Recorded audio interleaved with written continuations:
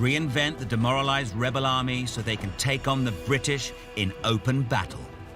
Our arms are in horrible condition, covered with rust. Our men are literally naked, some to the fullest extent of the word. Von Steuben starts by drilling discipline into Washington's recruits. He finds the men unlike any he has trained before. The genius of this nation is not in the least to be compared with that of the Prussians or Austrians or French. You say to your soldier, do this, and he does it. But here, I'm obliged to say, this is the reason why you ought to do that, and then he does it. Von Steuben brings order, discipline, and hygiene to Valley Forge. He moves latrines away from living quarters, rebuilds the kitchens on the opposite side of the camp, and organizes housing according to regiments and companies. He also writes a training manual, parts of which are still used by the US military today. Faster! Come on! Von Steuben drills European battle tactics into an elite corps of 100 men. Up, soldier! Each will train 100 more. Up! He also instructs them in a new and deadly weapon. The bayonet will revolutionize how the rebels fight.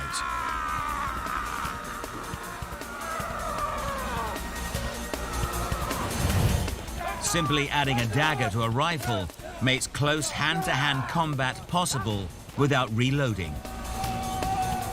But perhaps most important of all, von Steuben inspires the rebels with a new spirit. You know, we can talk about weapons and how certain weapons change the face of warfare, which is absolutely true. But the greatest weapon that you could ever have is right up here. Men like Plum Martin will leave Valley Forge highly skilled killers. While they retrain, another secret war has been raging in British-occupied New York. Here, a network of spies has been busy passing information to the rebels. Their leader is George Washington himself. A man who's come down to us in history as someone who is incapable of telling a lie, succeeds as a commander in no small measure because of his capacity for deception. A British general will later claim that Washington did not outfight his enemies, but outspy them. This secret war comes to a head when the rebels' French allies sail toward disaster. In New York, an estimated 20% of the population is still loyal to the British. The price of goods are up 800%. One young woman in 5 is a prostitute. To the British, New York merchant Robert Townsend is a loyalist. A member of the Loyalist militia, he writes for the Loyalist press. But to Washington's spy network, his code name is Culper Jr.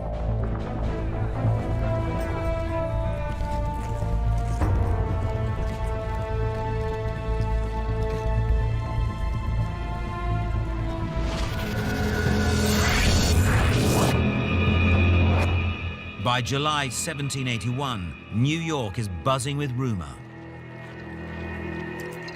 A French fleet has been sighted off Rhode Island. News leaks out that the British plan to send warships from New York for a surprise attack.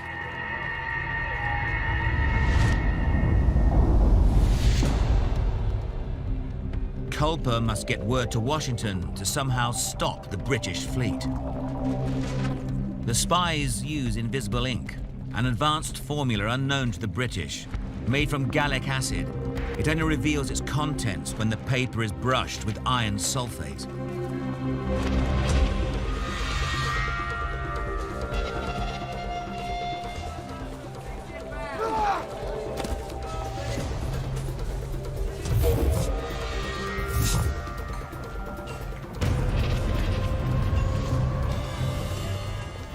The next link in the chain is Austin Rowe, a tavern owner from Long Island.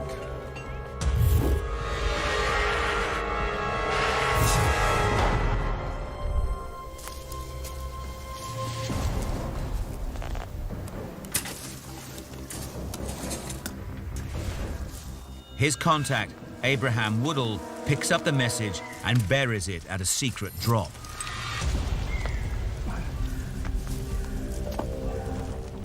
Another agent, Anne Smith-Strong, then uses her laundry as a secret code. It signals to a sailor who picks up the message and takes it to Washington.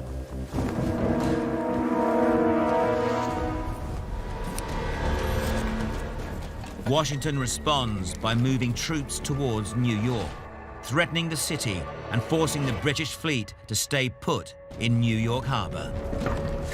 The French fleet sails out of danger to play a critical role in the next stage of the war.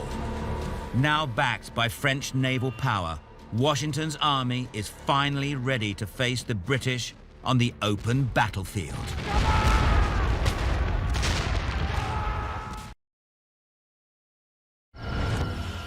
October 1781. 6 years into a war the British thought would last 6 months. The American Revolution comes to a head at Yorktown, Virginia.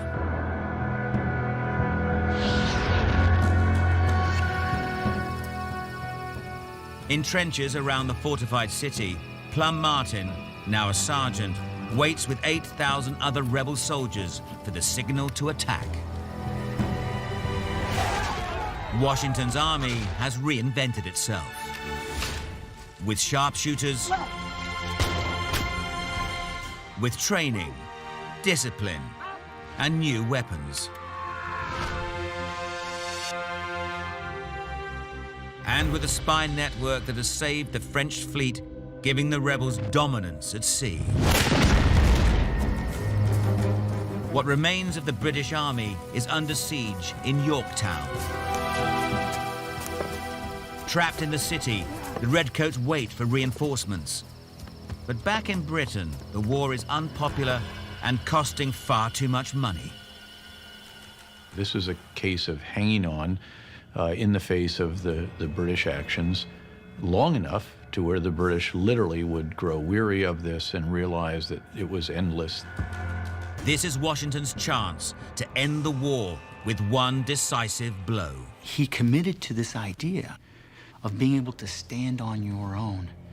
See, America is a dream, and the only way to go get that dream is to show up and bring your very best to that moment and not stop until you bring that dream into existence.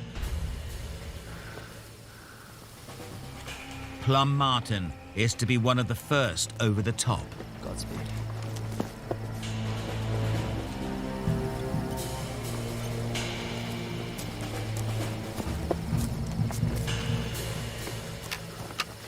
How you doing, old friend? Good. How are you?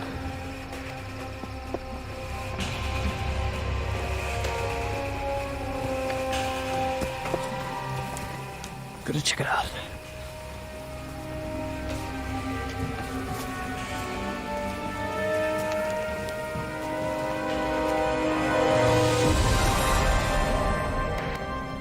Behind Yorktown's defenses, 9,000 battle-hardened British troops are waiting.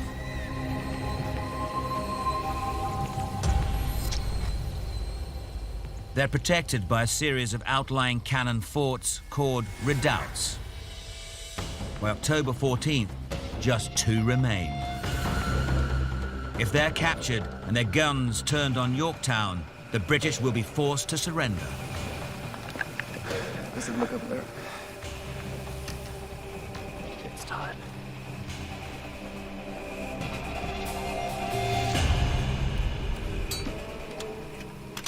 All the batteries in our line lay silent.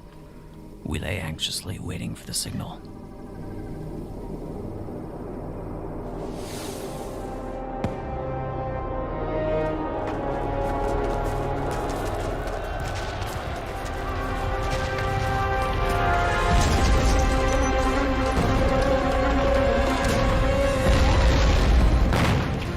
The rebels race 100 yards to the British lines under fire and a hail of hand grenades.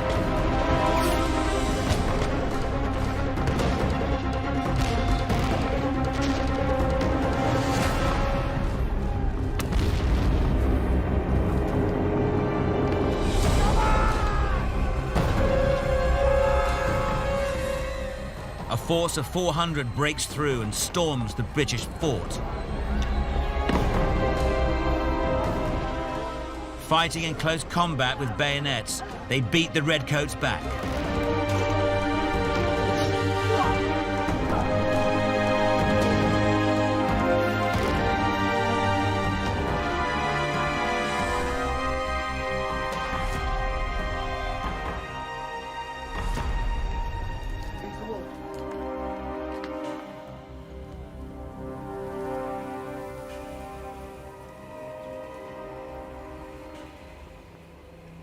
Immediately after the fighting had ceased, I went out to see what had become of my wounded friend.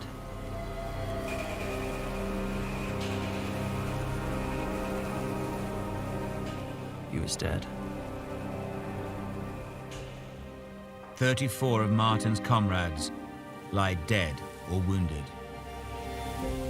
But they breached Yorktown's defenses.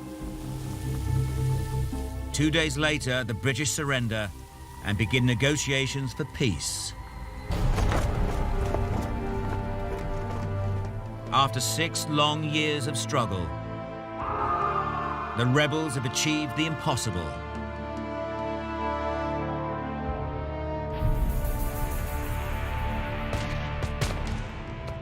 The United States is the only country to win independence from the British in war. On April 30th, 1789, Washington is inaugurated first President of the United States of America under the new Constitution. But liberty comes at a price. Over 25,000 men have lost their lives in the battle for independence. But a new nation is born. We hold these truths to be self-evident, that all men are created equal, and they are endowed by their Creator with certain inalienable rights, and among these are life, liberty, and the pursuit of happiness.